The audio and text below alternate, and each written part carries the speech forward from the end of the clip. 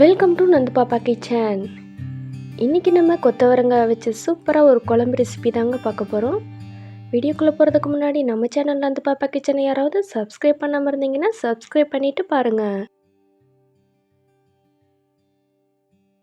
1/4 kilo கொத்தவரங்காய் எடுத்து நல்லா கழுவிட்டு இந்த மாதிரி சின்ன சைஸில் கட் பண்ணி ஒரு சின்ன குக்கரில் சேர்த்துருக்குறேங்க.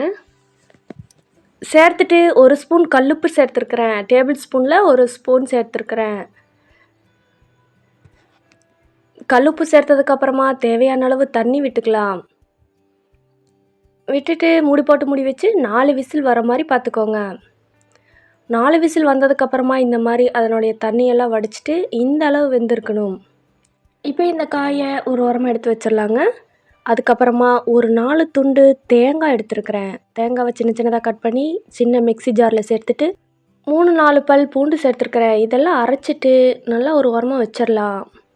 அதுக்கு பிறகு ஸ்டவ் ஆன் பண்ணி இந்த மாதிரி ஒரு பேன் வச்சுக்கலாம். பேன் நல்லா சூடானதும் 2 ஸ்பூன் கல்லெண்ணெய் சேர்த்துருக்குறேன். எண்ணெய் நல்லா சூடானதுக்கப்புறமா கடுகு, கடலைப்பருப்பு, உளுத்தம்பருப்பு இதெல்லாம் சேர்த்துருக்குறேன். இதெல்லாம் நல்லா பொரிஞ்சு வந்ததுக்கப்புறமா நான் இங்கே சின்ன வெங்காயம் ஒரு கைப்பிடி அளவு சின்ன சின்னதாக கட் பண்ணி வச்சுருக்கிறேன். அதையும் இதில் சேர்த்துட்டு 4 வரமிளகாய் சேர்த்துருக்குறேன். சேர்த்துட்டு நல்லா பொரிஞ்சு வர மாதிரி பார்த்துக்கோங்க.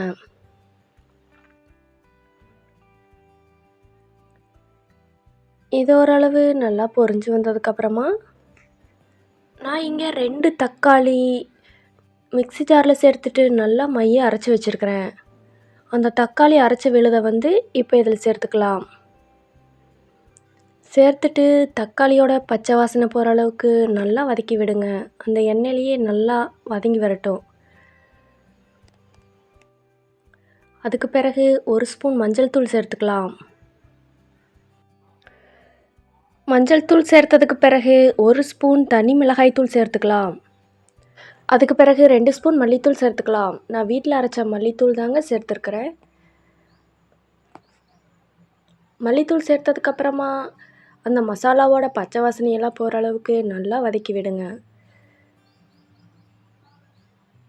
ஓரளவு இந்த மசாலா, தக்காளி எல்லாம் சேர்ந்து ஒரு 5 நிமிஷம் வெந்ததுக்கப்புறமா ஒரு மாதிரி எண்ணெயெல்லாம் பிரிஞ்சு வர மாதிரி வரும்.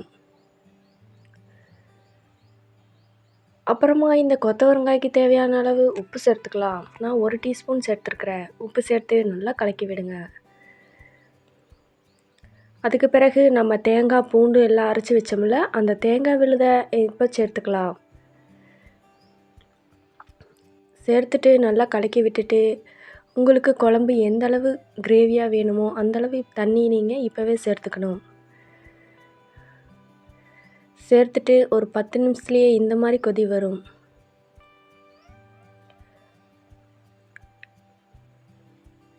இந்த மாதிரி கொதி வந்ததுக்கப்புறமா ஒரு சின்ன லெமன் சைஸ் புளி ஊற வச்சு அதை கரைச்சி வச்சுருக்குறேங்க. அதை இதில் சேர்த்துக்கலாம்.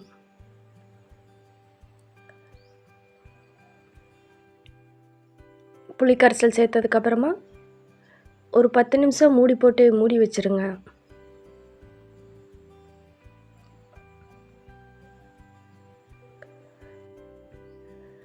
பத்து நிமிஷத்துக்கு பிறகு நல்லா இந்த மாதிரி கொதி வரும்.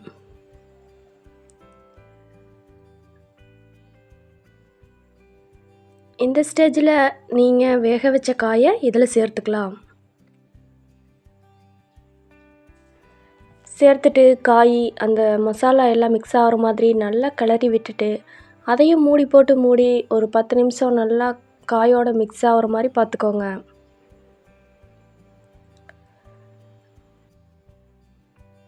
பாருங்கள், இந்த மாதிரி நல்லா மிக்ஸ் ஆயிரும். அவ்வளோதாங்க, நம்ம கொத்தவரங்காய் குழம்பு சூப்பராக ரெடி ஆயிடுச்சு. அருமையான சைடிஷ் ரெசிபி. இப்போ நீங்கள் அடுப்பை ஆஃப் பண்ணிவிட்டு மல்லித்தலை தூவி இறக்கிடலாம்.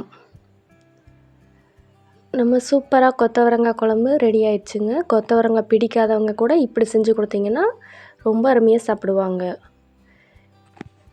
இந்த குழம்பு நீங்கள் ஒயிட் ரைஸ் கூட சாப்பிட்றதுக்கு ரொம்பவே அருமையாக இருக்கும். அதுக்கு பிறகு இட்லி, தோசை, சப்பாத்தி அப்படின்னு வெரைட்டி எல்லாத்துக்குமே சூப்பராக இருக்கும். இது சீக்கிரமாக சட்டுன்னு சிம்பிளாக முடிச்சிடலாம். இது போன்ற மேலும் வீடியோக்களுக்கு நந்து பாப்பா கிச்சன் சேனலை லைக் பண்ணி ஷேர் பண்ணி மறக்காமல் சப்ஸ்கிரைப் பண்ணிடுங்க.